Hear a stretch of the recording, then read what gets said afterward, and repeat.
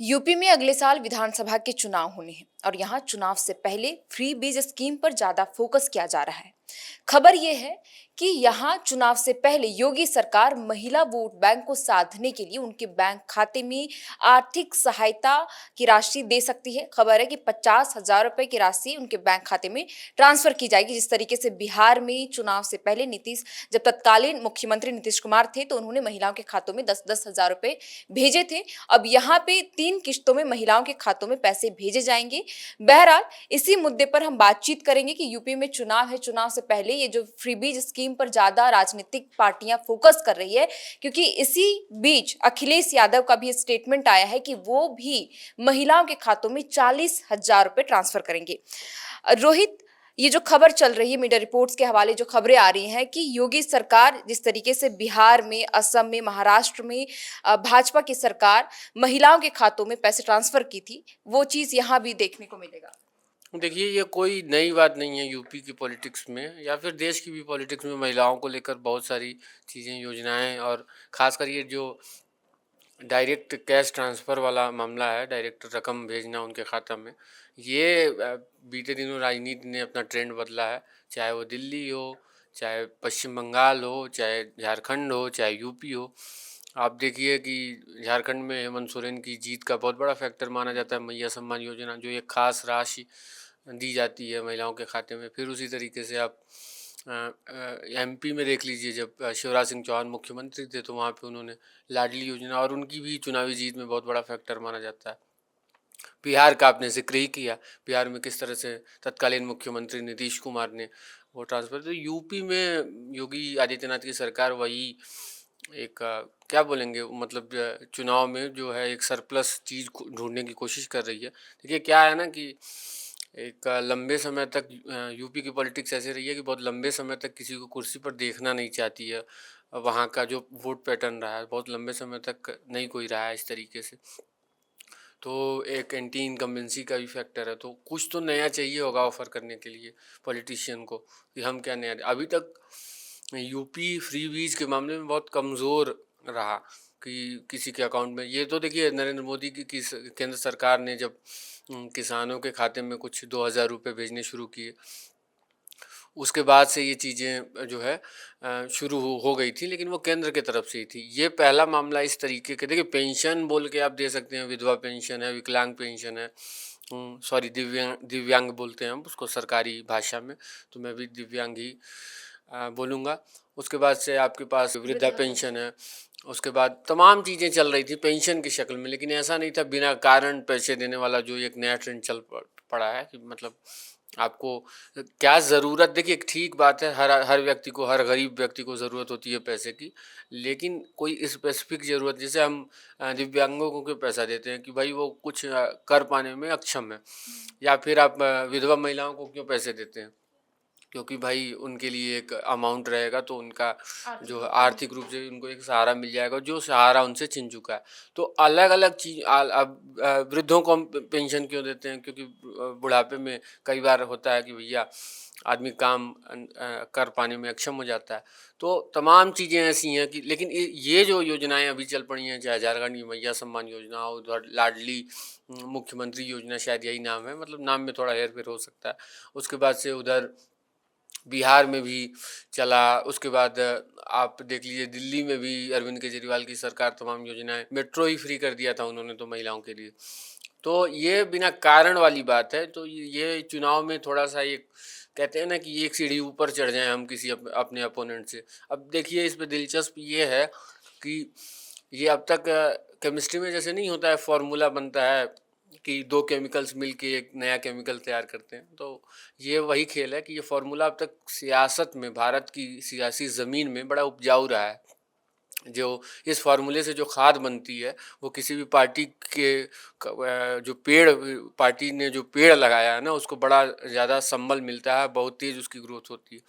तो ये जो फ्री बीज वाला है और जो ये डायरेक्ट ट्रांसफ़र वाला योजना है, ये कामयाब रहा है। तो योगी आदित्यनाथ वही खोज रहे हैं, क्योंकि समाजवादी पार्टी सरकार में नहीं है, तो उसके पास वादे करने के लिए बहुत ढेरों चीज़ होंगी। तो है ये ना? अखिलेश यादव ने भी इस पूरे मतलब खबर को लेकर के उन्होंने बकायदा ट्वीट किया है कि उनकी सरकार जो अगर आती है तो महिलाओं के खातों में 40,000 रुपए की ट्रांसफर कर। अखिलेश यादव इसके लिए जाने जाते हैं, वो तुरंत मतलब वो कोई भी काम कल पे नहीं टालते हैं। तो उन्होंने जब मीडिया देखिए, अभी अभी तक सरकार की तरफ से कोई अनाउंसमेंट नहीं हुआ है, ठीक है। तो ये नहीं कहा जा सकता कि ये ऑफिशियल है, ऑफिशियल नहीं है। और यूपी यूपी में कई बार ऐसा हो चुका है ना कि जो जिम्मेदार संस्थाएं हैं ना, वो भर्ती की खबर डाल के डिलीट भी कर देती हैं। यानी कई कि ये कई बार आधिकारिक रूप से पुष्टि नहीं हुई तो इस पर आधिकारिक मनमानी। रूप से पुष्टि नहीं है, और कई बार तो पुष्टि हो जाती है, उसके बाद ट्विटर डिलीट हो जाता है। हम्म, तो बहुत मसला ये भी रहा है यूपी में। लेकिन फिर भी अगर मीडिया रिपोर्ट्स में चल रहा है तो बिना आग लगे तो धुआं नहीं उठता है। तो कुछ तो बात है। तो अब अखिलेश यादव ये मौका नहीं गंवाना चाहेंगे, क्योंकि सुलझे हुए पढ़े लिखे राजनेता हैं। वो जानते हैं कि ऐसी योजनाओं का लाभ पार्टियों को बहुत अच्छे से मिलता है। तो उन्होंने उसका काउंटर करना बहुत ज़रूरी समझा तुरंत। देखिए, अखिलेश यादव के दामन में भी बहुत सारे छेद हैं। उनके कार्यकाल में या उनके पिताजी स्वर्गीय मुलायम सिंह यादव, उनके कार्यकाल में बहुत सारी चीज़ें गलत हुई।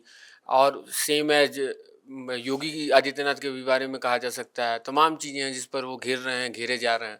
लेकिन वो एज जिसकी मैंने बात की कि कैसे हम अपने अपोनेंट से एक सीढ़ी ऊपर दिख जाएं, बस राजनीति में इतना ही काफ़ी होता है। अगर आप एक सीढ़ी ऊपर हैं तो आप हमेशा उस रेस में आगे रहेंगे, आप ही सबसे पहले छत पे पहुंचेंगे। तो वो जो एक सीढ़ी आगे रहने की बात है, वो पॉलिटिकल पार्टीज़ महिलाओं को कैश ट्रांसफ़र करने के थ्रू देखना चाह रही है कि हम एक सीढ़ी आगे चढ़ जाएं। तो मतलब कि ये जो अभी चल रहा है हर तरफ जनजी का प्रोटेस्ट, और ये इस बार ये है कि अब के चुनाव में जो जनजी वोटर बहुत मतलब इफेक्ट करेंगे चुनाव में, है ना? तो लेकिन इस बीच अगर जो फ्रीबीज स्कीम है महिलाओं के लिए, क्योंकि महिला के वोट भी बहुत मायने लगते हैं किसी भी चुनाव में बाजी पलटने को लेकर के, तो क्या लगता है कि ये इस बार फ्रीबीज स्कीम अगर सरकार लाती है महिलाओं के लिए तो ये कितना असरदार रहेगा? देखिए, चूँकि मैं यूपी का हूँ और मैंने यूपी के सोसाइटी को देखा भी है बहुत करीब से। जैसे बाकी राज्यों में सफल हुई, क्या है ना, हर प्रदेश का अपना एक डेमोग्राफी होता है, एक जियोग्राफी होता है। अलग-अलग समाज में अलग-अलग वर्ग और अलग-अलग लोग जो है अगुआ, मुखिया और या जो भी सब हर हर तरह के समाज की अलग-अलग बनावट होती है। तो समाज का बनावट तय करता है कि कोई योजना किस तरह से असर करेगी।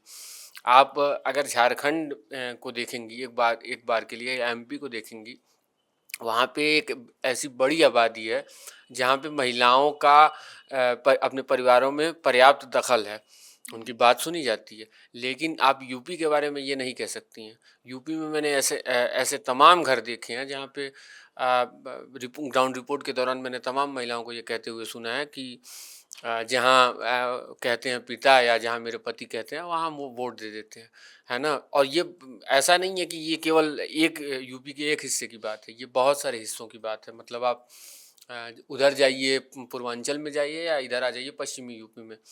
पश्चिमी यूपी में तो और ज़्यादा है, क्योंकि हरियाणा से सटता है और हरियाणा का ट्रैक रिकॉर्ड स्त्रियों के मामले में बड़ा ख़राब रहा है। तो और सो है पश्चिमी यूपी का भी। तो हम ये नहीं कह सकते कि इस योजना से या फिर तो महिलाएँ खुलकर जो जो हमें पैसा देगा या जो देगा उन उसकी तरफ आ जाएँगी। कई बार ऐसा भी हुआ है कि लोग पैसे ले लेते हैं और वोट वो अपनी मर्ज़ी का देते हैं, और देना भी नहीं चाहिए। मतलब एक तरह से अगर ऐसे देखा जाए तो ये क्या बोलेंगे, वोट फॉर मनी हो गया मामला। लेकिन हाँ, ये असर डालेगा, बिल्कुल डालेगा महिलाओं को। और दूसरा, इसको अगर पॉजिटिव वे में देखना हो तो महिलाओं को सशक्त करेगा। बिल्कुल। सबसे बड़ी बात ये है। तो फिलहाल जो खबरें खबरें चल रही हैं कि यूपी चुनाव से पहले महिलाओं के खातों में 3 किश्तों पर पैसे भेजे जाएँगे। हालाँकि आधिकारिक रूप से इसकी घोषणा। इसमें श्रेया एक चीज़ और मैं जोड़ दूँ कि देखिए, क्या है ना कि जब 2017 में योगी आदित्यनाथ पहली बार मुख्यमंत्री बने थे यूपी के, तो उनको भी नहीं पता था, किसी को तो पता था नहीं था, लेकिन उनको बिल्कुल नहीं पता था कि वो मुख्यमंत्री बनने जा रहे हैं। वो गोरखपुर के सांसद थे तब। मेरे कहने का मतलब ये है, मैं ये कहना चाहता हूँ कि उस वक़्त नरेंद्र मोदी को सत्ता में आए हुए, केंद्र की सत्ता में आए 3 साल हुए थे, तो उनकी लहर धुंधली नहीं पड़ी थी। लेकिन अब जो है, अब अगर आप 10 साल बाद देखें, तकरीबन 12-13 साल बाद देखें, 12-13 साल से प्रधानमंत्री नरेंद्र मोदी अपनी कुर्सी पर हैं। मेरे कहने का मतलब अब उनकी जो लहर वाली चमक थी वो थोड़ी धुंधली पड़ी है। देश ने 2 आंदोलन तो बहुत बड़े-बड़े देख लिए, किसान आंदोलन देखा और उसके बाद ये जेनजी आंदोलन, जो अपने आप में ये कहा जा सकता है कि अन्ना हज़ारे के आंदोलन के बाद एक बहुत बड़ा आंदोलन था, जहाँ पे सरकार को झुकना पड़ा। इसके पहले यूपीए की गौर, और ये सरकार जो इस्तीफ़ों के लिए नहीं जानी जाती बकौल राजनाथ सिंह। तो दो आंदोलन देख चुका है ये, तब से बहुत ज़्यादा पानी बह चुका है यहाँ की नदियों में। तो ये अब उसमें क्या है कि बीजेपी के साथ 2 फैक्टर काम करते हैं यूपी में। एक तो प्रधानमंत्री नरेंद्र मोदी की इमेज, ठीक है, जो उन्होंने अपनी बिल्ड की हुई है। पहले उनकी इमेज ऐसी ही थी, हिंदुत्व पॉलिटिक्स वाली, लेकिन प्रधानमंत्री बनने से जस्ट पहले और प्रधानमंत्री बनने के बाद उन्होंने विकास के सिंबल के तौर पर खुद को आगे किया। अब वो चमक कितनी फीकी पड़ी है बीजेपी को, उसका कितना नुकसान होगा। फिर आप ये भी नहीं भूल सकते कि राम मंदिर घोटाला, जो दान में धांधली हुई, जो दान, वो भी आप इग्नोर नहीं कर सकते, उसका क्या असर होगा। तो ये सारी चीज़ें देखते हुए बीजेपी को, जाहिर सी बात है, वही बीजेपी को खुद भी पता होगा, और आरएसएस के पास बहुत सारी चीज़ें ऐसी है जो सर्वे और उनके लोग, बीजेपी का खुद का संगठन बहुत मजबूत है। तो ये बिना, एक तो पहली बात ऑफिशियल अनाउंसमेंट नहीं हुआ, खैर ठीक है, लेकिन ये बिना किसी सर्वे के ऐसी घोषणा नहीं की जाती। देखिए क्या है ना कि सरकारें हमेशा घाटा में रहती हैं। आप पौंडीचेरी भी चली जाएंगी तो वहाँ पे भी सरकार हमेशा घाटा में ही रहती है, कर्ज में रहेगी।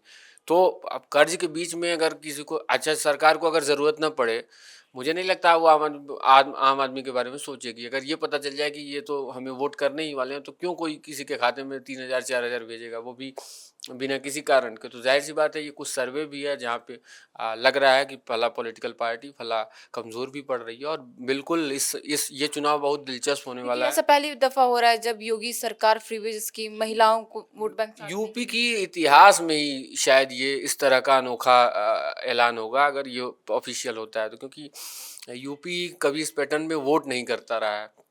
यूपी को मुद्दे चलाते रहे हैं, जैसे मायावती का उदय हुआ दलितों के दमन के मुद्दे से, मुलायम सिंह यादव का उदय हुआ जब उन्होंने 2-3 समुदायों को लामबंद किया, जो एमवाई समीकरण वहाँ चलता है। उसके बाद से आप बात कर लीजिए बीजेपी का कैसे उदय हुआ, राम मंदिर मुद्दे से जन्मी पार्टी आज यहाँ तक पहुँच गई है। तो यूपी में मुद्दे काम करते हैं और यूपी में बल्क में वोट पड़ता है। ऐसा आपको नहीं मिलेगा कि वहाँ पे निर्दलियों का बहुत ज़्यादा बोलबाला नहीं है। यूपी की पॉलिटिक्स ऐसी है, अगर आप हैं तो आपकी आप मतलब वहाँ पे ये है ना कि पार्टियों के वोटर्स बटे हुए हैं और जातियों के आधार पे भी बटे हुए हैं। जैसे उदाहरण के लिए मैं बोल दूँ कि वहाँ पे जो है, क्या बोलेंगे, जो बनिया समुदाय है, या फिर ये बोलेंगे जो लाला समुदाय बोला जाता है, ब्राह्मण बोल सकते हैं, राजपूत बोल सकते हैं, ये बीजेपी के कोर वोटर्स माने जाते हैं। फिर दूसरे पे आएंगी तो आपको जो है यादव मुस्लिम है ना, और जाटव वोटर है वो बीएसपी का है, यादव मुस्लिम जो है समाजवादी पार्टी, ऐसा माना जाता है। तो और उसमें भी देखेंगे आप तो यादव वोटर जो है वो केंद्र के चुनाव में, लोकसभा चुनाव में कई बार प्रधानमंत्री मोदी को वोट देता है, लेकिन जब विधानसभा चुनाव आते हैं देन वो शिफ्ट करके अपने पारंपरिक पार्टी की तरफ चला जाता है और अखिलेश यादव को वोट करता है। तो यूपी में आप देखेंगे, ये कहें कि बदलाव के लिए बहुत ज़्यादा या फिर विधानसभा सीट वाइज वोट पड़ता है, ऐसा नहीं है। तो वो एक सामूहिक कलेक्टिव, अगर इस तरह का कोई ऐलान करना चाह रही है योगी आदित्यनाथ की प्रदेश सरकार, तो वो चाह रही है कि एक जाति से ऊपर उठ के, हमारे जो कोर वोटर हैं उससे ऊपर उठ के 1-2% वोट हमें ज़्यादा मिल जाए। जैसे आप इनके पारंपरिक वोटर अगर ये हैं तो उनकी महिलाओं को लाभ मिला, तो हो सकता है महिलाएं हमारी तरफ आ जाएं, तो वो उनका नुकसान होगा, बीजेपी का फायदा होगा। इसलिए महिलाओं को तो लामबंद यस, करने के लिए और महिलाएं ही ऐसी हैं कि जो जाति में नहीं बंट के भी वोट कर सकती हैं, क्योंकि महिलाओं को नहीं पता है वो किस जाति की हैं। वो घर में ही इतना शोषण देख लेती हैं कि उनको बाहर शोषण झेलने की ना ज़रूरत पड़ती है और ना उन्हें मौका मिलता है ना। अभी तक ऐसा नहीं है कि यूपी लंदन बन गया है। तो वो अपना घर में ही, तो उनका तो सबसे पहले यही है ना कि उनको नहीं पता है जाति के नाम पे बाहर क्या क्या होता है। है ना, वो नहीं जानती हैं। तो जाति के नाम पर वोट देने से भी उन्हें कोई फ़र्क नहीं पड़ने वाला। तो ज़ाहिर-सी बात है बीजेपी उसी एज के तलाश में है। और मैं फिर बोल दूँ, ये बिना किसी सर्वे के, बिना किसी रिपोर्ट के ऐसा ऐलान नहीं हुआ होगा, या अगर इस ऐलान की बात भी चल रही है तो इसके पीछे कोई बहुत बड़ा कारण है जिसकी वजह से, वरना योगी आदित्यनाथ भी खुद भी इस तरह की चीज़ों में यकीन नहीं रखते हैं। योगी आदित्यनाथ जब सांसद थे तो ऐसे सांसद थे कि उनकी सांसद निधि वापस चली जाती थी, वो कोई काम ही नहीं करा पाते थे, है ना। तो इस तरह की चीज़ों में यकीन नहीं रखते हैं। वो तो आज बोले भी हैं कि वो उनको पता है कि उनको क्या करना है। आज उनका बयान था कि जब जब हिंदू बँटा है तब तब कटा है, इस तरीके की भाषणों में बहुत यकीन रखते हैं। और उनको लगता है इससे वोट और मिल जाता है, और मिलता भी है उन्हें, और वही जाने जाते हैं, फायर ब्रांड नेता कहे जाते हैं बीजेपी के। और आज उन्होंने कहा है, आज उन्होंने बड़ी अनोखी बात कही अपनी कल्पना शक्ति के दम पे, कि अगर 1947 में आदरणीय प्रधानमंत्री नरेंद्र मोदी जी अगर 1947 में नेहरू की जगह प्रधानमंत्री होते तो आज भारत के 2 टुकड़े नहीं होते। लेकिन प्रधानमंत्री बनने से पहले नरेंद्र मोदी को 1947 में से पहले पैदा भी तो होना पड़ता, लेकिन शायद ये वो बात भूल गए होंगे। मुख्यमंत्री हैं, बहुत काम होते हैं 50 तरह के। बहरहाल, तो योगी आदित्यनाथ को बहुत भरोसा है अपनी पॉलिटिक्स पर, उन्हें ऐसी चीज़ की ज़रूरत नहीं है। लेकिन हाँ, कुछ ऐसा सर्वे, कोई ऐसी रिपोर्ट आई है जिसकी वजह से अगर इस ऐलान की बात भी हो रही है तो एक कोई कारण होगा इसका। बिल्कुल। तो हमने आपको इस बातचीत में बताया कि चुनाव से पहले बीजेपी क्या किस तरीके से प्लान कर रही है, और मीडिया रिपोर्ट्स के हवाले जो खबरें चल रही हैं कि 3 किस्तों में महिलाओं के खातों में पैसे भेजे जाएंगे।